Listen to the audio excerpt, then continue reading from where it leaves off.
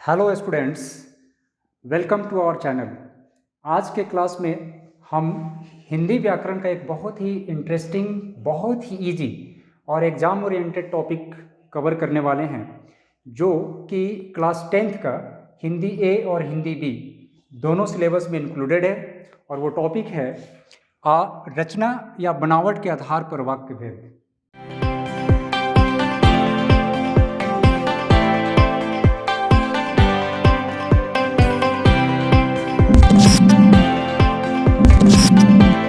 Okay, हम रचना के आधार पर वाक्य भेद को समझते हैं, लेकिन मैं आपको ये बता दूं कि इस टॉपिक को अच्छे से समझने के पहले, ये जो टॉपिक है ये आपको अच्छे से समझ आए, इसके पहले हम छोटे छोटे दो जो सब टॉपिक है वो हम पहले आपको बताएंगे, ताकि आपको ये टॉपिक समझने में बिल्कुल ईजी हो जाए। वो है पहला वाक्य और दूसरा है उपवाक्य, और उसके बाद हम तीसरे फाइनल टॉपिक पे आएंगे, रचना के आधार पर वाक्य भेद। ओके, फाइनली कुछ बोर्ड्स में आए हुए क्वेश्चन को हम करेंगे इस टॉपिक से रिलेटेड, और इस तरीके से हम इस लेसन को फाइनली फिनिश करेंगे। तो सबसे पहले स्टूडेंट्स हम यहाँ आते हैं वाक्य, जो इसका सब टॉपिक है। इस वाक्य और उपवाक्य को अगर आप अच्छे से समझ लेते हो तो ये जो टॉपिक है रचना के आधार पर वाक्य भेद आपको बहुत ही ईजिली समझ आ जाएगा। Okay, so come to the point.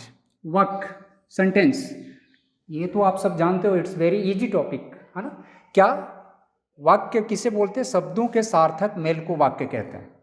Okay, बहुत से, जैसे ये यहाँ पर एक मैंने सेंटेंस लिखा, वाक्य लिखा, जैसे एक शब्द ये है, दूसरा शब्द ये है, तीसरा, चौथा और पांचवा, ये 5 शब्द हैं और मिल करके एक वो क्या बना? वाक्य बना। लेकिन एक बात इसमें वर्ड हमने ऐड किया है, वो सार्थक। सार्थक मीन्स मीनिंगफुल। शब्दों का मेल तो हो लेकिन वो मीनिंगफुल हो, ओनली देन उसको हम वाक्य या सेंटेंस कहेंगे। जैसे इसी सेंटेंस को, सन्नी किताब पढ़ रहा है। ओके, तो अगर इस सेंटेंस को हम इस तरीके से लिख दें, ओके, जैसे मान लो इसमें जो जो वर्ड हैं, सन्नी किताब पढ़ रहा है, इसमें जो जो वर्ड है उसको हम ऐसे लिख लेते हैं। है को पहले लिख लिया, पढ़ यहाँ, सन्नी यहाँ, किताब यहाँ रहा, है पढ़ सन्नी किताब रहा। इट्स नॉट ए सेंटेंस, इसको हम सेंटेंस नहीं बोलेंगे। इसीलिए शब्दों का मेल तो, हालांकि इसमें भी क्या है, शब्दों का मेल तो है, बट ये this is not meaningful, that's why this is not a sentence. हाँ, जिसमें जो भी शब्द जुड़े हैं वो एक मीनिंगफुल सेंस, ग्रामेटिकली वो अरेंज्ड हैं, और इसीलिए क्या है, ये वाक्य है।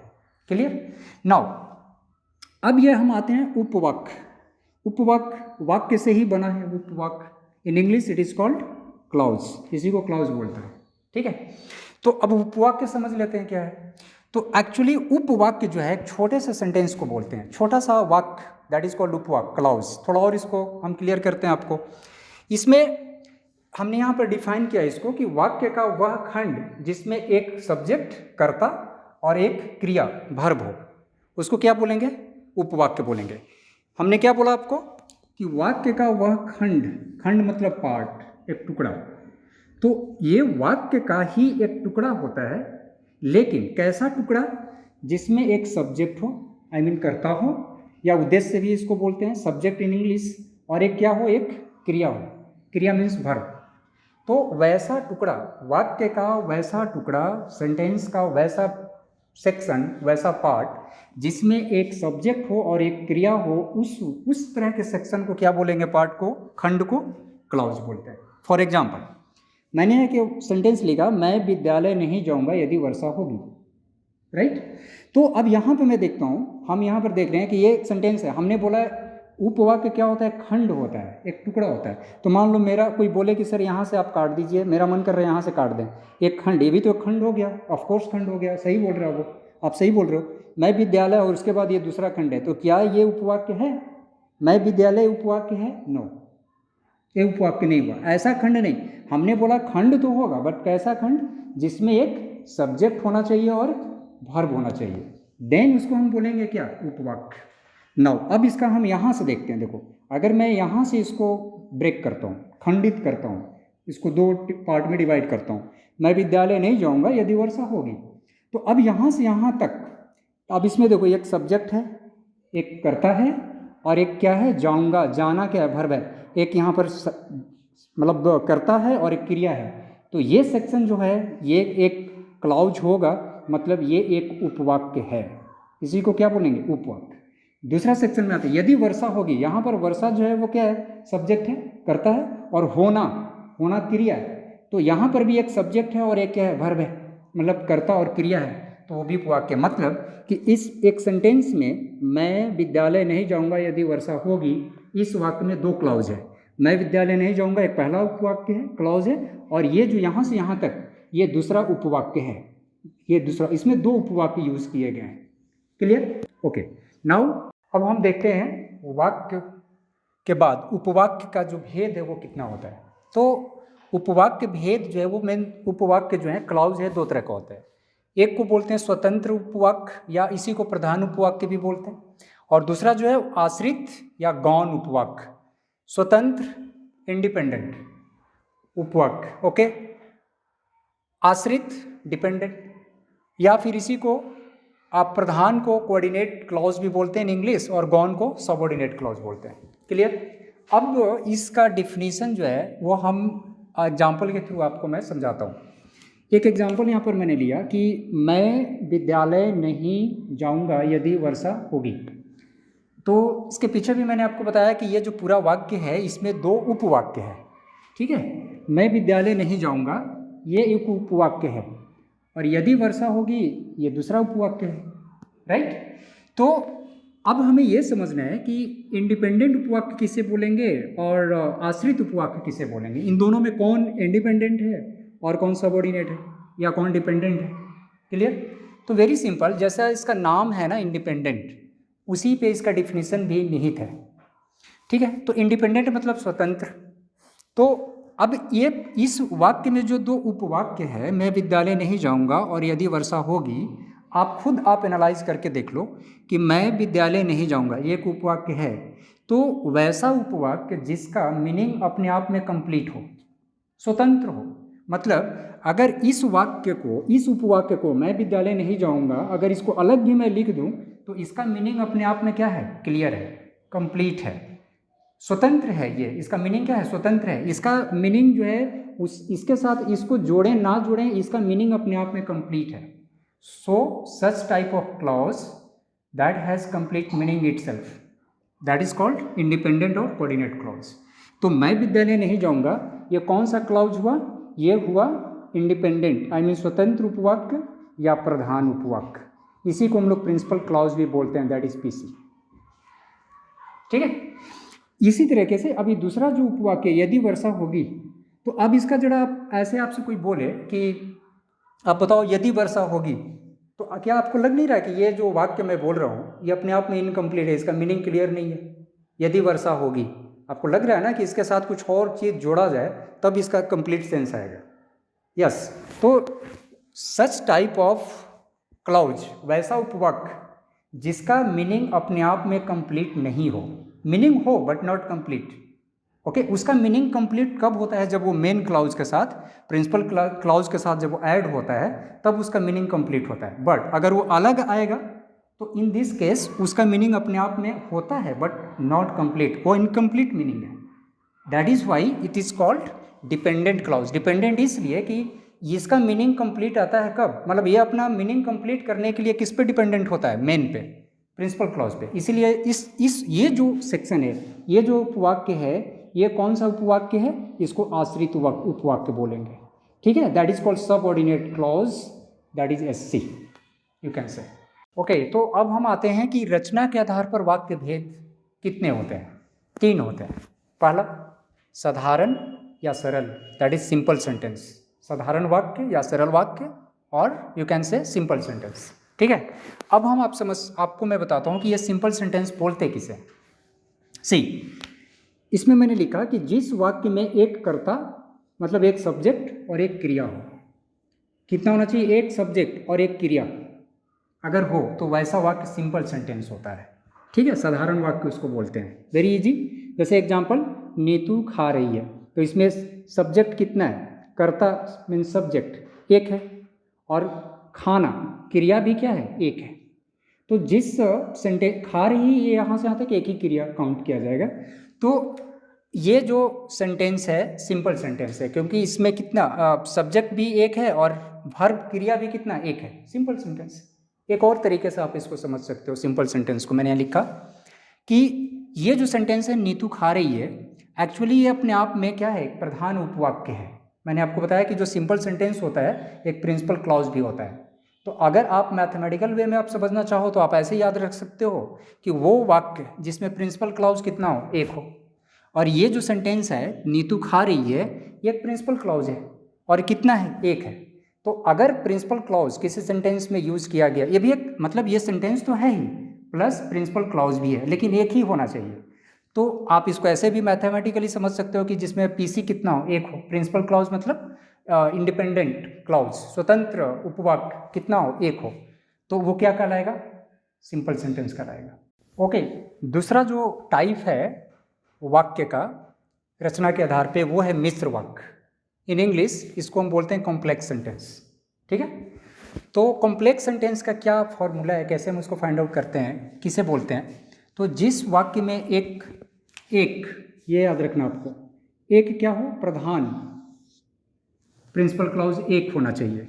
मैंने यहाँ लिख दिया वैसे, प्रिंसिपल क्लॉज या प्रधान उपवाक्य कितना हो, एक हो। ये आप समझ लोगे तो डिफिनीशन और कॉन्सेप्ट क्लियर। और एवं एक या एक से ज़्यादा, ये भी आपने ध्यान रखना है, एक या एक से ज़्यादा होना चाहिए, वन और greater than one, more than one. ठीक है, क्या होना चाहिए, आश्रित उपवाक्य, मतलब जिस वाक्य में एक प्रिंसिपल क्लॉज हो, मतलब प्रधान उपवाक्य हो, और एक या एक से ज़्यादा, एक भी हो सकता है एक से ज़्यादा भी हो सकता है, कौन, आश्रित उपवाक्य, that is subordinate clause, SC.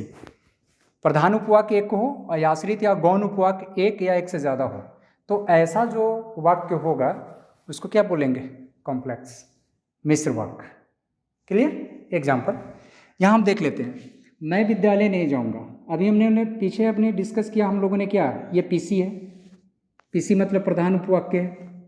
ठीक है, तो प्रधान उपवाक्य इसमें कितना होगा, वन, और यदि वर्षा होगी, SC. SC means subordinate clause, या उसको बोल लो आप डिपेंडेंट क्लॉज, आश्रित उपवाक्य। ठीक है, ये भी कितना है, वन। तो इसमें पीसी वन, एससी वन, कौन सा वाक्य, मिश्र वाक्य, कॉम्प्लेक्स सेंटेंस। ठीक है, हाँ, एससी एक से ज़्यादा भी हो सकता है, अगर पीसी लेकिन कंडीशन है एक ही होना चाहिए, लेकिन एससी एक या एक से ज़्यादा भी हो सकता है, तो भी वो सेंटेंस कौन सा होगा, वाक्य मिश्र वाक्य होगा। ठीक है, अब सवाल ये है, ये तो हमें समझ में आ गया कि भाई मिश्र वाक्य हम कैसे पहचानेंगे कि उसमें एक पीसी हो और एक एससी हो, ये तो क्लियर हो गया। बट अब अगेन आपके दिमाग में एक क्वेश्चन आ रहा होगा कि फिर ये जो आश्रित उपवाक्य उसको कैसे पहचानेंगे कि वो कौन सा आश्रित उपवाक्य है, कौन सा मेन है। इसका भी एक सिंपल सा, थोड़ा सा आपको और फोकस करना होगा एक चीज़ पे, वो ये है, इसके लिए थोड़ा सा आपको हम ले चलेंगे, एक टॉपिक है, ज़्यादा डीप नहीं जाएंगे, लेकिन एक इंग्लिश में आपने कंजंक्शन सुना होगा जिसको अव्यय कहते हैं। ठीक है, तो एक अव्यय जो होता है, जो कंजंक्शन होता है वो भी दो तरह का होता है, coordinating conjunction and subordinating conjunction. In Hindi subordinating conjunction को समुच्चयबोधक अव्यय कहते हैं। ठीक है, तो अगर ये कौन कौन है उसका कुछ एग्जाम्पल आपको याद कर लेना होगा कि कौन कौन से कोऑर्डिनेटिंग सबऑर्डिनेटिंग कंजंक्शन है, कौन कौन से जो अव्यय हैं समुच्चयबोधक अव्यय हैं।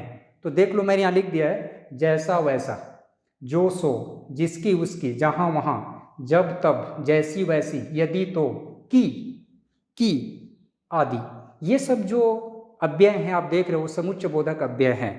तो very easy, now it's very easy to you, आपको रिकॉग्नाइज करना कॉम्प्लेक्स सेंटेंस को। आपने क्या देखना सेंटेंस में, आप ये फाइंड आउट कर लो कि उस सेंटेंस में अगर कोई सबऑर्डिनेटिंग कंजंक्शन यूज हुआ हो या समुच्चयबोधक अव्यय यूज हुआ हो तो आप समझ लेना कि वो कॉम्प्लेक्स सेंटेंस है। देख लो इसमें क्या है, यदि, यदि यहाँ लिखा हुआ ना, यदि, तो यदि जो यहाँ पर है एक्चुअली ये कनेक्टर है, कंजंक्शन। कनेक्टर मीन्स कि जो कंजंक्शन मीन्स जो दो उपवाक्य को, दो सेंटेंस को जोड़े, कनेक्ट करे, दैट इज कॉल्ड कंजंक्शन और कनेक्टर।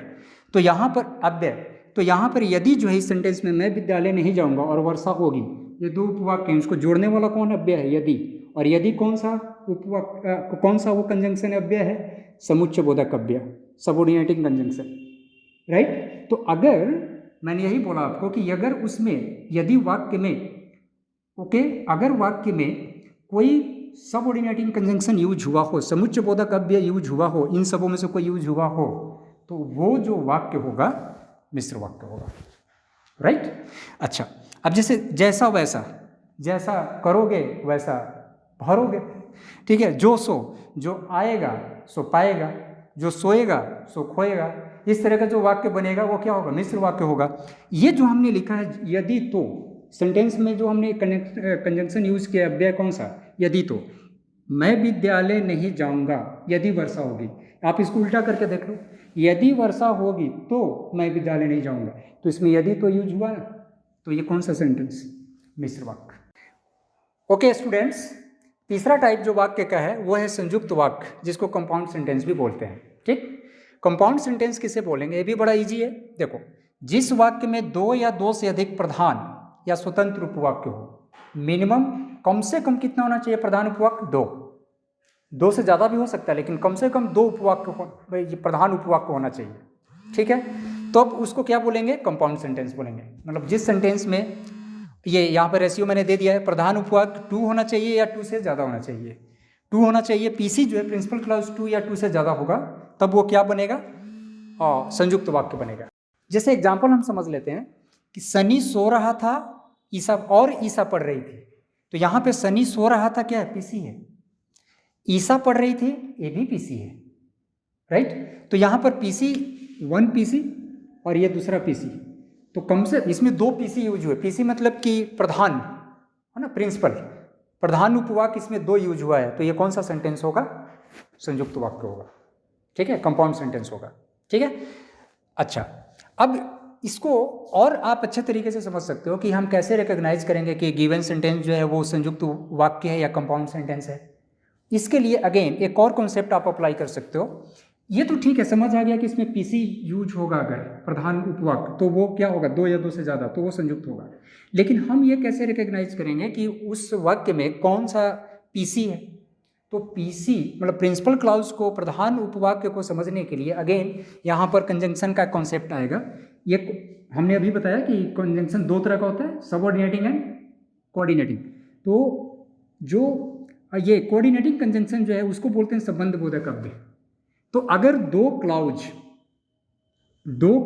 अगर कोऑर्डिनेटिंग कंजंक्शन से जुड़ा हो या संबंध बोधक अव्यय से जुड़ा हो, या यूँ कह लो कि वो उपवाक्य जिसके पहले ये संबंध बोधक अव्यय कोऑर्डिनेटिंग कंजंक्शन लगा हो, तो ये जो उपवाक्य होगा ये पीसी होगा। तो देख लो, और जो है, और यहाँ पर हमने लिस्ट किया है, और कौन सा कंजंक्शन है, संबंध बोधक अव्यय है, कोऑर्डिनेटिंग कंजंक्शन है। तो और यूज हुआ मतलब 2 उपवाक्य जुड़े हुए हैं किससे, कोऑर्डिनेटिंग कंजंक्शन से, संबंध बोधक अव्यय से, तो ये जो पूरा सेंटेंस बनेगा, वाक्य बनेगा, वो कौन सा वाक्य होगा, संयुक्त वाक्य होगा। इसी तरह से और भी हैं, या, वा, अथवा, इसलिए, और, परंतु, लेकिन, तथा, एवं, अतः, ठीक है। मैं बीमार था, ठीक है, इसलिए विद्यालय नहीं गया, तो ये भी जो वाक्य बनेगा, क्योंकि मैं बीमार था इसलिए मैं विद्यालय नहीं गया, तो वहाँ पर हमने कंजंक्शन यूज किया 2, बीच में कौन सा, कोऑर्डिनेटिंग। तो आप इसको ऐसे भी समझ सकते हो कि अगर उसमें किसी वाक्य में 2 उपवाक्य हों और उसके बीच में अगर ये संबंध बोधक अव्यय कोऑर्डिनेटिंग कंजंक्शन आया हुआ हो कोई भी, तो वो कौन सा सेंटेंस हो जाएगा, संयुक्त वाक्य, कंपाउंड सेंटेंस होगा। ओके, अब हम लास्ट टॉपिक डिस्कस करने जा रहे हैं। मतलब इसमें हम प्रैक्टिकली देखते हैं कि जो अभी तक हमने स्टडी किया, हाँ, वो रचना के आधार पर वाक्य के जो भेद, ठीक है, तो उसका प्रैक्टिकल जो क्वेश्चन आएगा वो किस तरीके से होगा वो हम डिस्कस कर लेते हैं। तो ये प्रैक्टिकल जो क्वेश्चन होता है वो आपसे पूछे जाएंगे वाक्य रूपांतरण या परिवर्तन। मतलब ये कि सरल वाक्य या साधारण वाक्य को संयुक्त वाक्य बनाना कैसे बनाएंगे, या वाइस वर्सा, संयुक्त वाक्य को सरल वाक्य या साधारण वाक्य अगर बनाना है तो हमें कैसे बनाएंगे। हमने 4 एग्जाम्पल रखा है, उसके बेस पे मैं आपको समझाता हूँ, बहुत ईजिली आपको समझ आ जाएगा। जैसे यहाँ पर लिखा हुआ पहला एग्जाम्पल, बादल घिरकर भी नहीं बरसे। अब ये सबसे पहले तो ये समझना हमें कि ये वाक्य जो है सरल है कि नहीं। तो सरल वाक्य है ये, कैसे, क्यों कि इसमें ना ही कोई जो समुच्चय बोधक अव्यय है और ना ही संबंध बोधक अव्यय है, मतलब ना ही इसमें कोई सबऑर्डिनेटिंग कंजंक्शन है और ना ही कोई कोऑर्डिनेटिंग कंजंक्शन यूज हुआ है। इसीलिए ये जो सेंटेंस है ये सिंपल वाक्य है। और वैसे भी बादल जो सब्जेक्ट है और इसके लिए वर्ब जो यूज़ किया गया है घिर कर भी नहीं बरसे, तो घिरना और बरसना हालांकि दो वर्ब है बट सब्जेक्ट एक ही है। सबसे मेन बात इसमें यह देखना है सिंपल सेंटेंस को, साधारण वाक्य को समझने के लिए कि उसमें कोई भी कोऑर्डिनेटिंग या सबऑर्डिनेटिंग कंजंक्शन, समुच्चय बोधक या संबंध बोधक अव्यय यूज नहीं होना चाहिए। तो इसमें कोई नहीं है, तो ये साधारण वाक्य है। अब इसे हमें बदलना है किसमें? संयुक्त वाक्य में। तो वेरी सिंपल, संयुक्त वाक्य बदलने के लिए हमें इसको टेंस करने के लिए हम इसको क्या करेंगे, इसमें कोई भी कोऑर्डिनेटिंग कंजंक्शन हम यूज करेंगे। क्या यूज करेंगे इसमें? Coordinating conjunction. तो कोऑर्डिनेटिंग, अब देख लेते हैं कैसे इसको बदलेंगे। बादल घिरकर भी नहीं बरसे, तो यहाँ लिख लेंगे इसका, देखो हम इसका संयुक्त बना रहे हैं, बादल घिरे घिरे परंतु नहीं बरसे। अब ये जो सेंटेंस है इसको हम ऐसे भी लिख सकते हैं, यहाँ हमने यूज कर लिया क्या? संबंध बोधक अव्यय। तो संबंध बोधक जिसमें अव्यय होगा वो संयुक्त वाक्य होगा। तो हम इसी सेंटेंस को वैसे लिख दिया, तो वो संबंध बोधक अव्यय यूज करके हमने उसको संयुक्त बना दिया। ठीक है, तो संबंध बोधक अव्यय यूज होने का मतलब है कि वो वाक्य क्या बन जाएगा? संयुक्त वाक्य बन जाएगा। तो परंतु क्या है? संबंध बोधक अव्यय है, वो संयुक्त वाक्य बन गया। ठीक है, इसी तरीके से स्कूल जाकर भी उसने फीस जमा नहीं किया, क्या होगा? इसमें भी ये भी सेंटेंस जो है इसमें कोई भी कोऑर्डिनेटिंग या सबऑर्डिनेटिंग कंजंक्शन यूज नहीं हुआ, मतलब ये सरल वाक्य है। तो जब इसको संयुक्त बनाएंगे तो संयुक्त वाक्य बनाने का मेन क्या है, उसमें कोऑर्डिनेटिंग कंजंक्शन यूज करना है। ठीक है, तो कोऑर्डिनेटिंग कंजंक्शन मैंने पहले भी आपको लिस्टेड कराया है, वहां से आप देख सकते हो। तो आप सिंपली देखो, स्कूल जाकर भी उसने फी नहीं जमा किया, क्या होगा? वह स्कूल गया किंतु या परंतु फी नहीं जमा किया, क्या होगा? वह स्कूल गया परंतु फीस जमा नहीं किया, फीस जमा नहीं किया। तो ये जो सेंटेंस बन गया, इसमें हमने अगेन एक कोऑर्डिनेटिंग कंजंक्शन यूज कर दिया, तो क्या बन गया? वो संयुक्त वाक्य। अब हम वाइस वर्सा देख लेते हैं। अभी हमने यहाँ एग्जांपल दे दिया आपका संयुक्त वाक्य का, इसको हम सरल बनाएंगे। तो इसमें एक कप्तान ने टॉस जीता इसलिए खुश हो गया, इसमें इसलिए जो है कोऑर्डिनेटिंग कंजंक्शन यूज हुआ है, इसलिए संयुक्त वाक्य है। इसको सरल वाक्य बनाना है, तो सरल वाक्य मतलब कि कोऑर्डिनेटिंग कंजंक्शन इसमें इसे हटा देना है। तो इसी वाक्य को हम अपने हिसाब से जैसे भी लिख लो, बस उसमें कोऑर्डिनेटिंग कंजंक्शन यूज नहीं होना चाहिए। तो देखो इसको हम कैसे लिखेंगे, इसको हम ऐसे लिख सकते हैं, टॉस जीतते ही कप्तान खुश हो गया। अब इसमें देख लो, ये सेंटेंस में से मैंने क्या किया, दोनों सेंटेंस का मीनिंग सेम है, बस लिखने का तरीका बदल गया। ये सरल वाक्य में इसको लिख दिया, वो संयुक्त वाक्य में लिखा हुआ है। एक और एग्जांपल, मुझे पूजा करनी थी इसलिए मंदिर गया। तो इसलिए जो यूज हुआ है वो कौन सा है? या अतः भी आप लिखोगे अगर, तो भी वो क्या होगा? संयुक्त वाक्य ही है। तो इसका सिंपल वाक्य क्या बनेगा कि मैं पूजा करने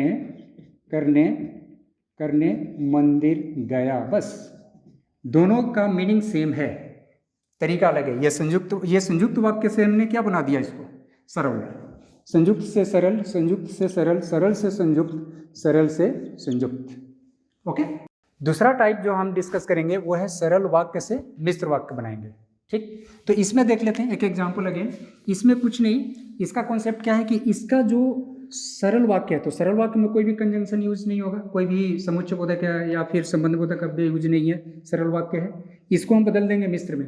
तो मिश्र वाक्य बनाने के लिए क्या करेंगे? सबऑर्डिनेटिंग कंजंक्शन मतलब समुच्चय बोधक अव्यय का यूज करेंगे। सोने की चिड़िया कहलाने वाला यह वही भारत है। तो इसको लिखेंगे कैसे?